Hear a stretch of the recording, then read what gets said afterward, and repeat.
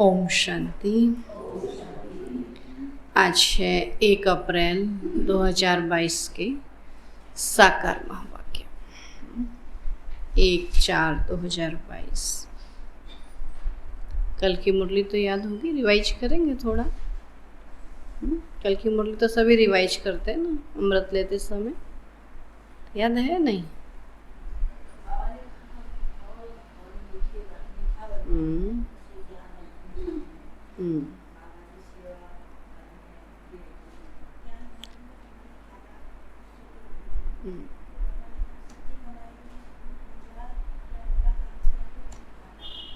बहुत घाटा बढ़ जाएगा। और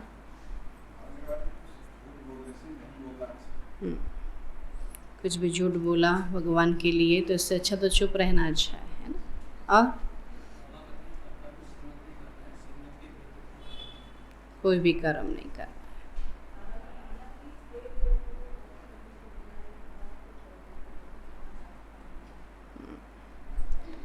बाबा को कॉपी करो, है ना। नकल करनी है तो ब्रह्मा बाप की नकल करो, जैसे उन्होंने पुरुषार्थ किया वैसा ही पुरुषार्थ करो। 1-2 बाबा कहते भाई बहनों को कॉपी नहीं करो। चलो, आज बाबा बोले, मीठे बच्चे सदगति में जाना है, सदगति में जाना है तो बाप से प्रतिज्ञा करो कि बाबा हम आपको ही याद करते रहेंगे, कि बाबा हम आपको ही याद करते रहेंगे। प्रश्न है, किस पुरुषार्थ के आधार पर, किस पुरुषार्थ के आधार पर सतयुगी जन्म सिद्ध अधिकार प्राप्त होता है? किस पुरुषार्थ के आधार पर सतयुगी जन्म सिद्ध अधिकार प्राप्त होता है? उत्तर है, अभी पूरा बेगर बनने का पुरुषार्थ करो। अभी पूरा बेगर बनने का पुरुषार्थ करो। पुरानी दुनिया से ममत्व मिटाकर, पुरानी दुनिया से ममत्व मिटाकर जब पूरे बेगर बनेंगे तब ही सतयुगी जन्म सिद्ध अधिकार प्राप्त होगा। पुरानी दुनिया से ममत्व मिटाकर जब पूरे बेगर बनेंगे तब ही सतयुगी जन्म सिद्ध अधिकार प्राप्त होगा। बाबा कहते हैं, मीठे बच्चे अब ट्रस्टी बनो। बाबा कहते हैं, मीठे बच्चे अब ट्रस्टी बनो। पुरानी कीचड़ पट्टी जो कुछ है सब ट्रांसफ़र करो। पुरानी कीचड़ पट्टी जो कुछ है सब ट्रांसफ़र करो। बाप और वर्षे को याद करो तो तुम स्वर्ग में आ जाएंगे। बाप और वर्षे को याद करो तो तुम स्वर्ग में आ जाएंगे। विनाश सामने खड़ा है, विनाश सामने खड़ा है, इसलिए अब पुरानी बैगेज समेट लो। विनाश सामने खड़ा है, इसलिए अब पुरानी बैगेज समेट लो, है ना। नई दुनिया में जाने तैयारी करनी है तो पुराना बाबा कहते सब समेट लो। गीत है, भोलेनाथ से निराला कोई और नहीं, सबकी बिगड़ी बनाने वाला कोई और नहीं। ओम शांति। तुम हो स्टूडेंट, ऊंच ते ऊंच नॉलेजफुल बाप तुमको पढ़ाते हैं तो नोट्स जरूर लेने चाहिए। जब बच्चे पढ़ते हैं ना स्कूल में, कॉलेज में, टीचर सुनाता है तो सब अपने आप से नोट्स बनाते हैं, जो इम्पोर्टेंट बातें आती हैं तो उनको लिख लेते हैं ना। तो यहाँ भी बाबा कहते हैं ऊंचे ते ऊंच बाप पढ़ाते हैं तो नोट्स जरूर लेने चाहिए, क्योंकि फिर रिवाइज कराना होता, औरों को समझाने में भी सहज होता है ना। नहीं तो माया ऐसी है जो बहुत पॉइंट्स भुला देती है। इस समय तुम बच्चों की लड़ाई है माया रावण के साथ।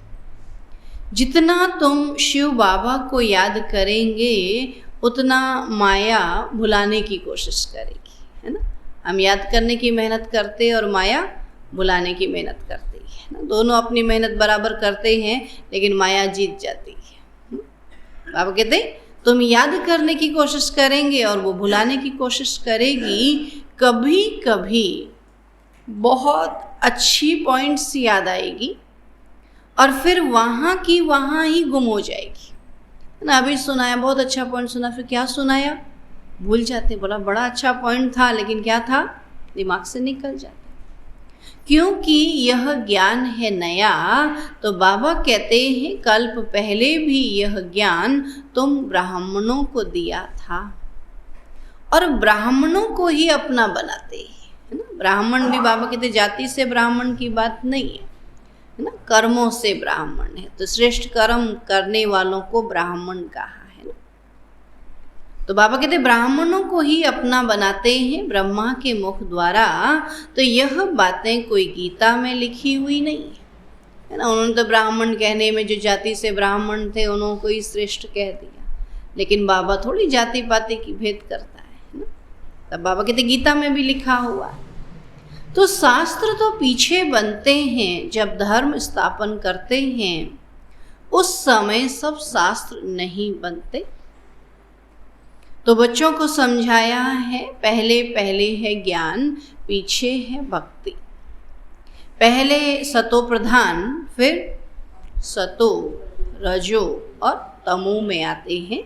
तो मनुष्य जब रजो में आते हैं तब भक्ति शुरू होती है ना। जैसे बच्चा भी युवावस्था में जाता है ना, और युवावस्था जैसे उसके अंदर बुराइयां आती हैं तो वो भगवान को याद करता है, तब वो भगवान से गलती के लिए माफ़ी मांगता। तो ऐसे बाबा कहते सृष्टि भी जब रजो प्रधान हुई, उसमें विकार आए, बुराइयां आई, तब भक्ति करना आरंभ हुआ ना। बच्चे कोई भक्ति पूजा नहीं करते, लेकिन वही बड़ा होता तो फिर भक्ति करता। तो ऐसे सृष्टि में भी था कि मनुष्य जब रजो में आए तब भक्ति शुरू करते हैं। सतो प्रधान समय भक्ति होती नहीं। कभी देखा किसी बच्चे को? बाबा कहते नहीं।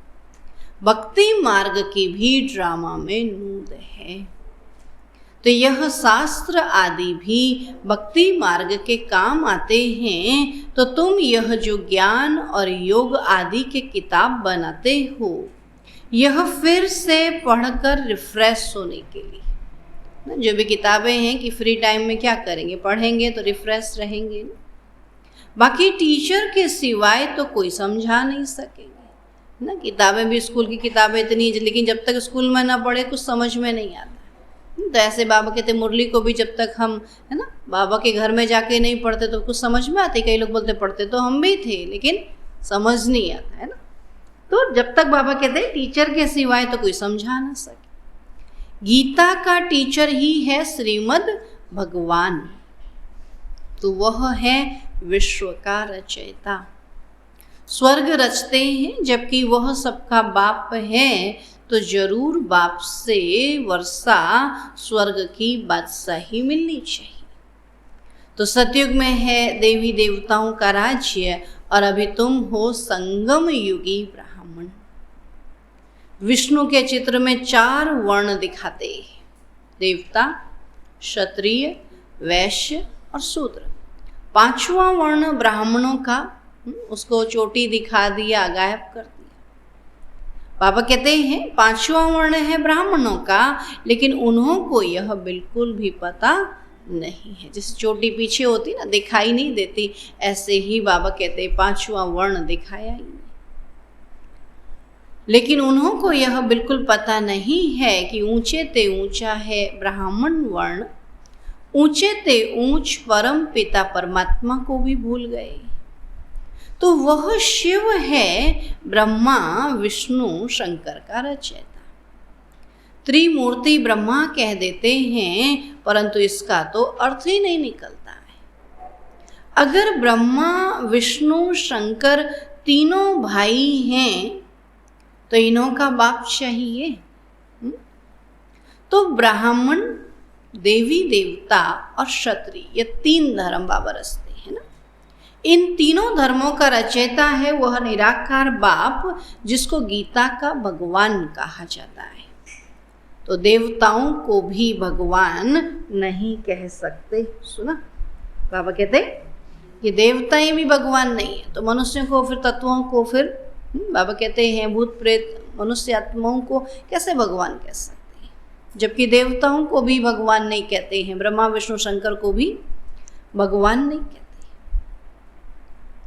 बाबा कहते फिर मनुष्यों को कैसे कह सकते, ऊंचे ते ऊंच है शिव बाबा, फिर सूक्ष्म वतनवासी ब्रह्मा विष्णु शंकर, फिर इस वतन में पहले पहले है श्री कृष्ण।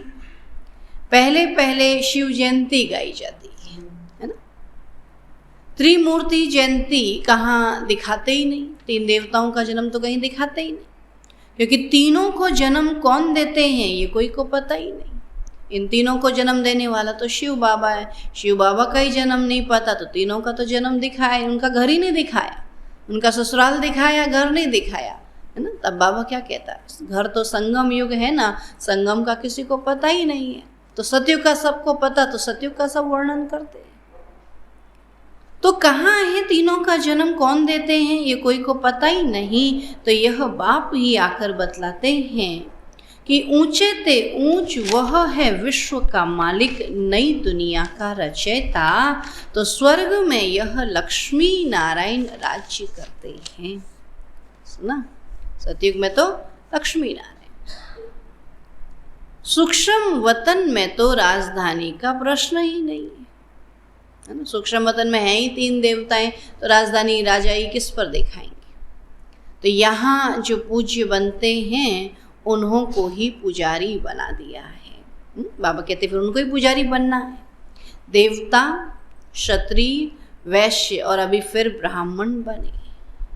तो यह वर्ण भारत के ही हैं और कोई इन वर्णों में नहीं आ सकते हैं। बाबा कहते वो तो आते ही द्वापर से है ना, देवता और क्षत्रिय तो वो बने ही नहीं। इन 5 वर्णों में सिर्फ तुम चक्कर लगाते हो। 84 जन्म भी तुमको पूरे लेने पड़ते हैं। तो तुम जानते हो बरोबर हम भारतवासी जो देवी देवता धर्म वाले हैं वही 84 जन्म लेंगे। तो यह ज्ञान का तीसरा नेत्र सिर्फ तुम ब्राह्मणों का ही खुलता है।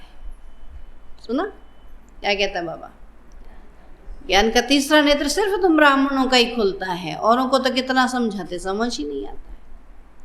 फिर यह ज्ञान ही प्रायः लोप हो जाता है। फिर गीता शास्त्र कहाँ से आया। क्राइस्ट जब धर्म स्थापन करते हैं तब बाइबल नहीं सुनाते। वो तो जब क्राइस्ट चले जाते हैं तो उनके महावाक्यों को याद कर करके वो शास्त्र बनाया बाइबल ना।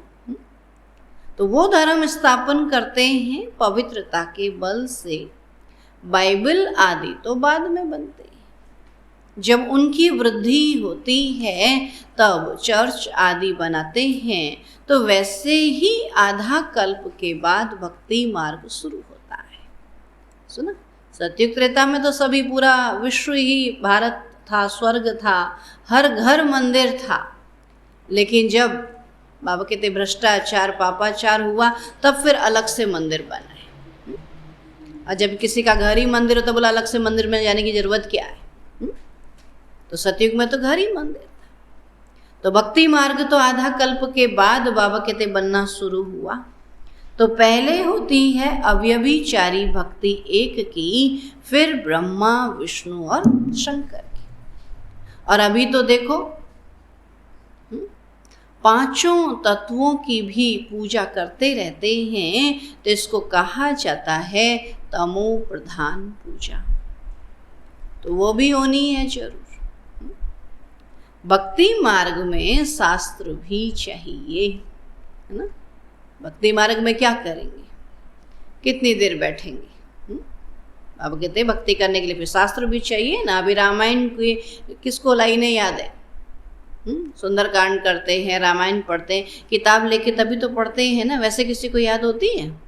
कोई मुश्किल 2-4 लोगों को होगी। तो शास्त्र भी चाहिए। तो देवी देवता धर्म का शास्त्र है गीता। तो ब्राह्मण धर्म का कोई शास्त्र नहीं। ब्राह्मणों को बाबा ने केवल याद करने का कार्य दिया है, कोई शास्त्र पढ़ने का कार्य नहीं दिया। अगर यहाँ भी बाबा पढ़ाता लिखाता तो बैठ पाते? पढ़ लिया, 2 पॉइंट मुरली के याद हो गए तो हो गए, नहीं तो पढ़ाई रोज पढ़ रहे हैं, रोज की मुरली याद होती है, लेकिन बाबा याद है। तो हमारी पढ़ाई करने का अर्थ है भगवान को याद करना। हमारी पढ़ाई करने का अर्थ ये नहीं कि मुरली रट लेना है। बाबा कहते बाबा को याद करना है, पावन बनना है, हमारे अंदर उन गुणों की धारणा है। कोई शास्त्र रट नहीं लेने हैं, जैसे वो भक्ति मार्ग के शास्त्र रट लेते हैं ना, गीता के श्लोक रट लेते हैं, लेकिन गीता का अर्थ कुछ नहीं समझ में आता। तब बाबा कहते ब्राह्मण धर्म का कोई शास्त्र नहीं है। और अब महाभारत लड़ाई का भी वृतांत गीता में है। गाया हुआ है कि रुद्र ज्ञान यज्ञ से विनाश ज्वाला निकली, और जरूर जब विनाश हो तभी तो सतयुगी राजधानी स्थापन हो। तो भगवान ने यह यज्ञ रचा है जिसको रुद्र ज्ञान यज्ञ कहा जाता है। ज्ञान भी शिव बाबा ही देते हैं, ज्ञान का दाता शिव बाबा। तो ज्ञान भी शिव बाबा ही देते हैं। तो भारत का शास्त्र वास्तव में एक है, जैसे क्राइस्ट का बाइबल है, उसकी जीवन कहानी को ज्ञान नहीं कहा जाता है ना। तो ऐसे भागवत जो सुनाते हैं वो किसकी कहानी है ना, श्री कृष्ण के चरित्र की कहानी है, तो उसको थोड़ी शास्त्र कहा जाएगा। बाबा कहते हैं उनकी जीवन कहानी को ज्ञान नहीं कहा जाता, और अपना है ज्ञान से मतलब। ज्ञान देने वाला भी एक है, और वही मालिक है विश्व का, बल्कि उसको ब्रह्मांड का मालिक कहा जाता है। आज पॉइंट्स बाबा ने का नोट कर लेना। जो प्रदर्शनी में सुनाते हैं तो पॉइंट्स आपको सुनाने के लिए चाहिए ना। तो बाबा ने कहा ज्ञान देने वाला भी एक है, वही मालिक है विश्व का, बल्कि उसको ब्रह्मांड का मालिक कहा जाएगा। तो सृष्टि का मालिक वो नहीं बनते, सृष्टि का मालिक इसको बनाते हैं हम बच्चों, है ना। खुद ब्रह्मांड का मालिक है, और आकर के वो हमको पूरे ब्रह्मांड का, पूरे विश्व का ज्ञान देते हैं, और विश्व का मालिक बनाकर जाते हैं। तो बाबा कहते तुम बच्चे सृष्टि के मालिक बनते हो, और बाबा कहते हैं हम ब्रह्मांड के मालिक जरूर हैं। तुम बच्चों के साथ ब्रह्मलोक में रहते हैं। सुना, तुम बच्चे हमारे साथ रहते नहीं कहता, क्या कहता? तुम बच्चों के साथ हम ब्रह्मलोक में, उस ब्रह्मांड में रहते हैं। मालिक मैं हूँ, लेकिन रहता तुम्हारे साथ। जैसे माँ बाप कहते हैं ना हम बच्चों के साथ रहते हैं, बच्चे कहते हैं हम माँ बाप के साथ रहते हैं, बच्चे कहते हैं हमने माँ बाप को अपने साथ रखा है ना। तब बाबा कहते हैं मालिक वास्तव में माँ बाप होते हैं, लेकिन फिर भी बच्चे क्या कहते हैं? मेरा घर, मेरे माँ बाप का घर नहीं कहते। तो बाबा भी क्या कह रहे हैं? तुम बच्चों का घर है और मैं तुम्हारे साथ रहता हूँ।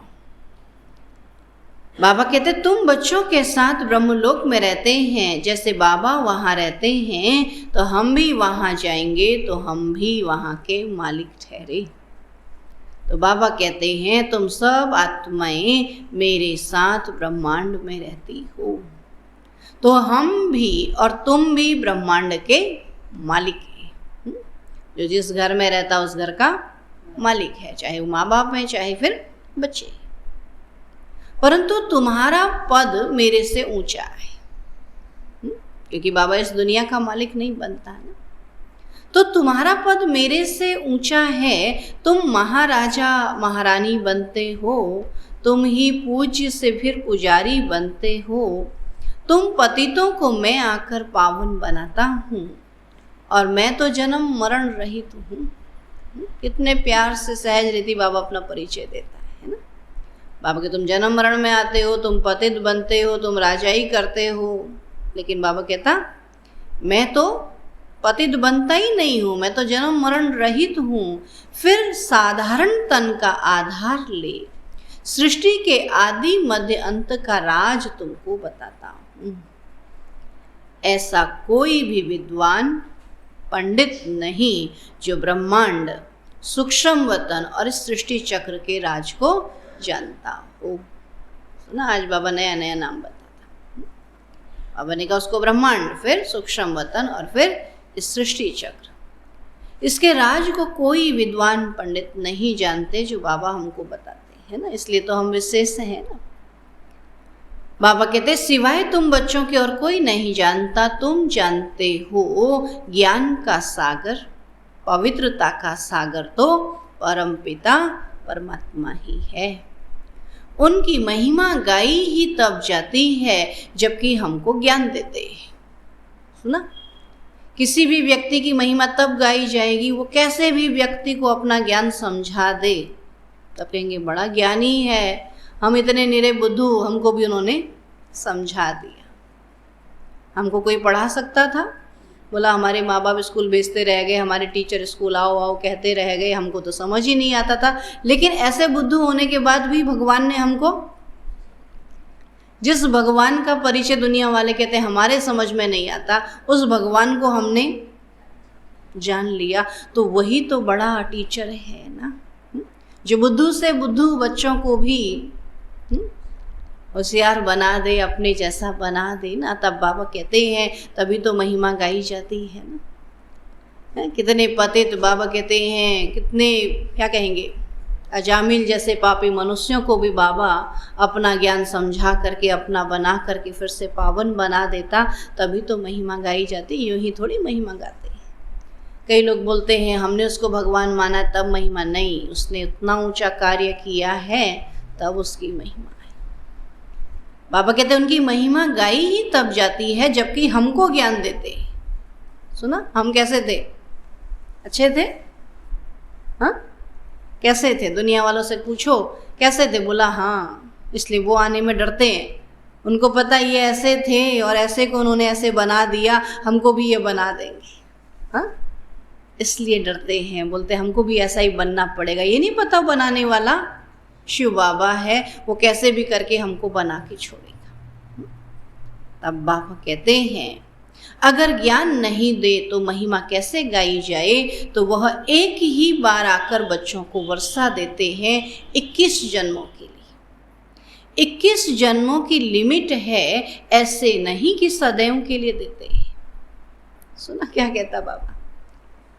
84 जन्मों के लिए नहीं, 21 जन्मों की लिमिट। अगर 84 जन्मों के लिए फिर कोई आएगा यहाँ? फिर तो मतलब ही नहीं। 21 पीढ़ी अर्थात 21 बुढ़ापे तक, जब तक इस शरीर न छोड़ दे, 21 जन्मों तक पीढ़ी बुढ़ापे को कहा जाता है। और 21 पीढ़ी तुमको राज्य भाग्य मिलता है। ऐसे नहीं एक के पिछाड़ी 21 कुल का उद्धार हो जाएगा। अभी माता आए, माता के परिवार में सबका 21 कुल का उद्धार हो जाएगा? नहीं, वो तब होगा जब सब उसको फॉलो करेंगे। तब जैसे माता कर रही है वैसे बच्चे करे, है ना, उनके भाई बहन करे, तब उनके कुल का उद्धार होगा। बाबा कहते हैं यह तो समझाया है इस राजयोग से तुम राजाओं का राजा बन जाते हो, फिर वहाँ ज्ञान की दरकार नहीं रहती है। कहाँ? सतयुग में। वहां तुम सदगति में हो। अब ज्ञान तो उनको चाहिए जो दुर्गति में हो। कलयुग में तो सभी दुर्गति में। इसलिए देखा है ना, कोई यहाँ ज्ञान लेने आता है तो बोले तुमको क्या आफत आई पड़ी जो वहाँ जा रहे हो, नहीं कहते हैं ना, तुमको क्या मुश्किल आई पड़ी। अब भगवान के पास मुश्किल आने पे ही जाते हैं। हाँ, जब कोई चीज़ कई लोग बोलते हैं ना डॉक्टर के पास तब जाते हैं जब बीमार होते हैं। ऐसा है क्या? विदेशों में ऐसा करते हैं? विदेशों में नियम है, अच्छा है या बीमार है, हर 6 महीने में चेकअप कराने जाता ही जाता है बंदा। नियम है ना। इंश्योरेंस कब होगा? जब पूरा चेकअप होगा, इंश्योरेंस तब होगा। तो वहाँ ये नहीं कि बीमार होने पर आप हॉस्पिटल जाओगे। तो ऐसा ही कायदा सबका है। आप अच्छे हो भले, लेकिन एक बार अपना टेस्ट हर 6 महीने में आपको कराना है, जिससे आप बीमार ही ना हो। लेकिन हमारे भारत में क्या कायदा है? बीमार हो जाएंगे जब बिल्कुल मरणासन हो जाएंगे, बीमार हो जाएंगे भी नहीं, बुखार आएगा ना, थोड़ा कहीं हाथ पैर में दर्द होगा तो नहीं दिखाएंगे, और जब बिल्कुल बेहोश हो जाएगा बंदा तब लेके जाएंगे। लेकिन दिखाना कब चाहिए? हाँ, पहले ही सिम्टम्स दिखते हैं ना, लगता है ना बहुत समय दर्द रहा, सर दर्द रहा या पैर दर्द रहा, तब तक हम नहीं दिखाएंगे। और जब बिल्कुल चलना ही छोड़ देंगे, बोला अब तो जाना ही पड़ेगा। तो भगवान के पास भी कब आते? हाँ, जब बिल्कुल कहीं से कहीं तक कोई नहीं सुनने वाला, डॉक्टर भी सुनने वाला नहीं, बबूती वाला भी नहीं कर सके, तब किसके पास आएंगे? तब भगवान के पास कि भगवान अब तू ही ठीक कर दे। पहले ही आ जाओ ना, तो इतनी मुश्किल ही नहीं आए ना। पहले ही आ जाएंगे तो हम सब सही रीति चलेंगे, पूरे नियम धारणाओं में चलेंगे, तो बीमारी क्यों होंगी, है ना, कोई भी खराबी ही नहीं होगी। तो सदा बाबा को याद कर। लेकिन हम क्या समझते हैं कि यहाँ वही आता है जो दुखी है, हाँ? समझते हैं यहाँ तो सुखी आते ही नहीं है। लेकिन बाबा कहता नहीं, जो सुखी हो वो यहाँ आए, तभी तो दूसरे को भी ज्ञान सुनाए। तब बाबा कहते हैं कि यहाँ ज्ञान उनको चाहिए जो दुर्गति में हो। अभी तुम सदगति में जाते हो और दुर्गति में लाया है माया रावण ने। बाबा कहते जो भक्ति पूजा कर रहा है ना, माना वो दुर्गति में है तभी तो भक्ति पूजा कर रहा है। अगर वो सदगति में होता तो भक्ति पूजा करता? मतलब ही नहीं। लेकिन हम कहते नहीं, हम तो बहुत भक्ति पूजा करते हैं, हमारी तो बहुत अच्छी स्थिति है। अब सदगति में जाना है तो बाप का बनना पड़ता है, प्रतिज्ञा करनी पड़ती है, बाबा हम आपको सदैव याद करते रहेंगे। सुना, चाहे सुख में हो या दुख में, हम आपको सदैव याद करते रहेंगे। देह का अभिमान छोड़ हम देही हो रहेंगे। गृहस्थ व्यवहार में रहते हम पवित्र रहेंगे। तो मनुष्य कहते हैं यह कैसे होगा? और बाबा कहते हैं इस अंतिम जन्म में पवित्र बन मेरे साथ योग लगाओ तो जरूर तुम्हारे विक्रम विनाश होंगे। और चक्र को याद करेंगे तो तुम चक्रवर्ती राजा बनेंगे। तो बाबा से जरूर स्वर्ग का वर्षा मिलेगा। डीटी वर्ल्ड सॉवरेंटी तुम्हारा जन्म सिद्ध अधिकार है, सो पा रहे हो।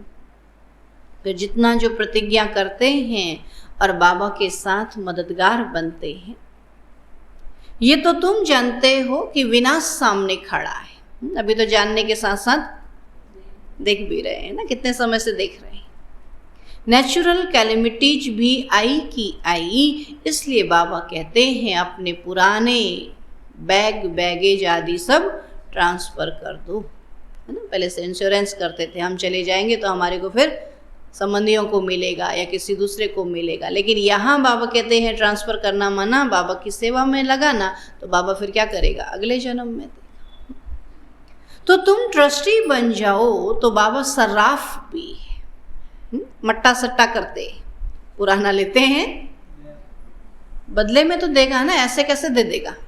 अगर ऐसे ही किसी को देता होता फिर तो सारी दुनिया को देगा, नहीं।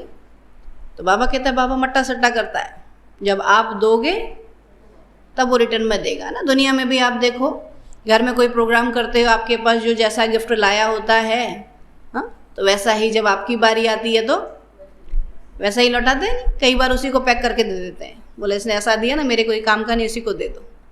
तो बाबा भी ऐसा ही देगा, हाँ। तो अभी हम देखें बाबा को हम काम का दे रहे हैं या बेकार चीज़ दे रहे हैं? क्योंकि बाबा भी हमको क्या करेगा? वही रिटर्न गिफ्ट करेगा, तब बाबा कहते मट्टा सट्टा करते हैं, मनुष्य मरते हैं तो सारी कीचड़ पट्टी करनी घोर को दे देते हैं ना। तो तुम्हारी भी यह कीचड़ पट्टी सब कब्र दाखिल होनी है, इसलिए पुरानी चीजों से ममत्व मिटा दो। एकदम बेगर बनो, बेगर टू प्रिंस, बाप और वर्षे को याद करो तो तुम स्वर्ग के मालिक बन जाएंगे। जो जन्म सिद्ध अधिकार है, कोई भी आता है तो उनसे पूछो कि विश्व का रचयिता कौन। बाबा आज कई दिनों से एक ही बात पूछने के लिए कहते हैं ना कि तुम्हारा उससे क्या संबंध है ना। तो विश्व का रचयिता कौन? गॉड फादर है ना। स्वर्ग है ही नई रचना, जबकि बाप स्वर्ग रचते हैं तो फिर नरक में क्यों? हमारा बाप स्वर्ग रचने वाला और हम नरक में क्यों? बाबा कहते हमने कर्म ही ऐसे किए होंगे जो नरक में पहुंच गए, फिर से श्रेष्ठ कर्म करो, हम भी स्वर्ग में पहुंच जाएंगे। तो स्वर्ग के मालिक क्यों नहीं बनते? तुमको नरक का बादशाह बनाया है माया रावण ने, और अभी भी उसी की महिमा गाते रहेंगे तो फिर क्या करेंगे? उसी के राज्य में बैठे रहेंगे ना। अभी यहाँ बैठे कम से कम बाबा की महिमा करो ना, तो फिर बाबा के बनाए हुए स्वर्ग में पहुंच जाएंगे। बाबा तो स्वर्ग का बादशाह बनाने वाला है। रावण दुखी बनाते हैं, तब रावण से तंग होकर उनको जलाने की कोशिश करते हैं, परंतु रावण जलता ही नहीं। मनुष्य समझते ही नहीं कि रावण क्या चीज है। कहते हैं 3000 वर्ष बिफोर क्राइस्ट, कि 3000 क्राइस्ट से 3000 वर्ष पहले भारत में भगवान आए थे। कहते गीता सुनाई, परंतु उस समय कौन सी नेशनलिटी थी, किसका राज्य था, वह समझाना चाहिए ना। माया ने बिल्कुल ही पतित बना दिया है। कोई को भी पता नहीं कि स्वर्ग का रचता कौन है। एक्टर्स होते हुए ड्रामा के क्रिएटर डायरेक्टर को न जाने तो क्या कहेंगे? बड़े ते बड़ी लड़ाई है यह महाभारत लड़ाई विनाश के लिए। गाया भी जाता है ब्रह्मा द्वारा स्थापना, शंकर द्वारा विनाश और विष्णु द्वारा पालना। ऐसे नहीं गाया जाता कि कृष्ण द्वारा स्थापना। तो रुद्र ज्ञान यज्ञ मशहूर है, जिससे विनाश ज्वाला प्रज्वलित हुई है। तो बाप खुद कहते हैं मैंने यह ज्ञान यज्ञ रचा है ना, ज्ञान यज्ञ रचा है जिसमें हमको सूक्ष्म कमजोरियों को विनाश करना है ना। तुम ही सच्चे ब्राह्मण, रूहानी पंडित, तुमको अब बाबा के पास जाना है, तो वहां से फिर इस पतित दुनिया में आना है। आप कहते ये दुनिया ही पावन बन जाएगी ना, फिर यहाँ आना है। तो ये सेंटर्स हैं सच्चे सच्चे तीर्थ सचखंड में ले जाने वाले, और वो तीर्थ हैं झूठ खंड के लिए। पानी में स्नान कराते हैं है ना, उन मूर्तियों की पूजा कराते हैं, भगवान की पूजा नहीं कराते, भगवान के चित्रों की पूजा कराते हैं, तो झूठ खंड हो गया ना। भगवान को याद करना थोड़ी सिखा रहे हैं, वो लोग तो चित्रों को याद करना सिखाते। तो वह है जिस्मानी देह अभिमान की यात्रा, और यह है देही अभिमानी की यात्रा। तो तुम जानते हो, फिर नई दुनिया में आकर अपने सोने के महल बनाएंगे। ऐसे नहीं कि सागर से कोई महल निकल आएगा। तुमको तो बहुत खुशी होनी चाहिए। जैसे पढ़ाई में ख्याल रहता है कि बैरिस्टर बनूंगा, यह करूंगा, तो तुमको भी आना चाहिए। क्या आना चाहिए? कि स्वर्ग में ऐसे ऐसे महल बनाएंगे। हम प्रतिज्ञा करते हैं कि हम लक्ष्मी को जरूर वरेंगे, सीता को नहीं। अर्थात हम क्या बनेंगे? लक्ष्मी को कौन वरेगा? लक्ष्मी को कौन वरेगा? नारायण। तो हम क्या बनेंगे? नारायण बनेंगे, है ना। बाबा कहते नंबर 1 बनेंगे ना, नारायण नंबर 1 है, सीता राम जो है वो सेकंड नंबर। तो इसलिए बाबा कहते हैं हम लक्ष्मी को वरेंगे, सीता को नहीं। इसमें पुरुषार्थ बहुत अच्छा चाहिए। तो बाप अब सच्चा ज्ञान सुनाते हैं। जिसको धारण करने से हम देवता बन रहे हैं।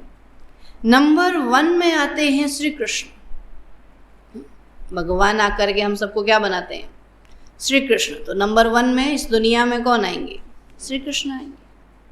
तो मैट्रिक में जो पास होते हैं तो उनकी लिस्ट अखबार में निकलती है ना। पहले से ऐसे ही होता था ना, अभी तो ऑनलाइन का ज़माना आ गया तो सब कंप्यूटर में निकलता। तो पहले लिस्ट निकलती थी, कितना होड़ होती थी दिन भर अखबार में ढूंढने के लिए ना। तो तुम्हारे स्कूल की लिस्ट भी गई हुई है। 8 फुल पास, नामी ग्रामी 8 रतन हैं जो ही काम में आते हैं। 108 की माला तो बहुत सिमरते हैं और कोई तो 16,000 की भी बनाते हैं। तो तुमने मेहनत कर सर्विस की है भारत की, तो अब बाबा कहते सब पूजते। जो जैसा बना है ना, उसने मेहनत किया ना स्वर्ग बनाने में, तो उनकी फिर सब पूजा करते हैं। एक है भगत माला, दूसरी है रुद्र माला। भगत माला जो भक्ति करते हैं उनकी माला अलग है। बाबा कई बार बोलता है ना, उसमें नारद हैं, मीरा है ना, बहुत सारे जो भी भगत हैं उनकी माला अलग है। लेकिन हम हैं शिव बाबा के बच्चे, तो हमारी हो गई रुद्र माला। तो अभी तुम जानते हो श्रीमद् भगवत गीता है माता और शिव है पिता। माता है गीता, पिता है शिव, उनका बच्चा है श्री कृष्ण। पिता ने गीता सुनाई, गीता को सुनकर के श्री कृष्ण का जन्म हुआ। तो डीटी डिनाइस्टी में पहले पहले जन्म लेते हैं श्री कृष्ण। अभी गीता ने श्री कृष्ण को जन्म दिया तो लोगों ने क्या कर दिया? उल्टा कर दिया। गीता ने जन्म दिया था कृष्ण को, लेकिन उन्होंने कहते कृष्ण ने जन्म दिया गीता को। तो बाबा भी सीधा ज्ञान सुनाते हैं ना। बाबा कहते उन्होंने उल्टा कर दिया। तो पहले जन्म लेते हैं श्री कृष्ण, तो जरूर राधे ने भी जन्म लिया होगा, और भी तो पास हुए होंगे। तो परम पिता परमात्मा से बेमुख होने के कारण सारी दुनिया निधन की हो गई है। आपस में सब लड़ते झगड़ते रहते हैं, कोई धनी धोनी नहीं है। अब तुम्हें सबको बाप का परिचय देना है। बाबा कहते हैं हमको परिचय है तो हमको सबको देना है। अच्छा, मीठे मीठे सिकील अधे बच्चों प्रति माता पिता बाप दादा का याद प्यार और गुड मॉर्निंग। रूहानी बाप की रूहानी बच्चों को नमस्ते। हम रूहानी बच्चों की रूहानी बाप दादा को नमस्ते नमस्ते नमस्ते। धारणा के लिए मुख्य सार है, देह अभिमान को छोड़ देही अभिमानी बन। देह अभिमान को छोड़ देही अभिमानी बन। याद की यात्रा पर तत्पर रहना है। याद की यात्रा पर तत्पर रहना है। इस अंतिम जन्म में, इस अंतिम जन्म में पवित्र बन बाप का पूरा पूरा मददगार बनना है। इस अंतिम जन्म में पवित्र बन बाप का पूरा पूरा मददगार बनना है। दूसरा पॉइंट है, पुरानी जो भी चीज़ें हैं, पुरानी जो भी चीज़ें हैं उनसे ममत्व निकाल ट्रस्टी बन बाप और वर्षे को याद कर विश्व का मालिक बनना है। पुरानी जो भी चीज़ें हैं उनसे ममत्व निकाल ट्रस्टी बन बाप और वर्षे को याद कर विश्व का मालिक बनना है। आज का वरदान है, सत्यता के साथ सभ्यता पूर्वक बोल और चलन से आगे बढ़ने वाले सफलता मूर्त भव। सत्यता के साथ सभ्यता पूर्वक बोल और चलन से आगे बढ़ने वाले सफलता मूर्त भव।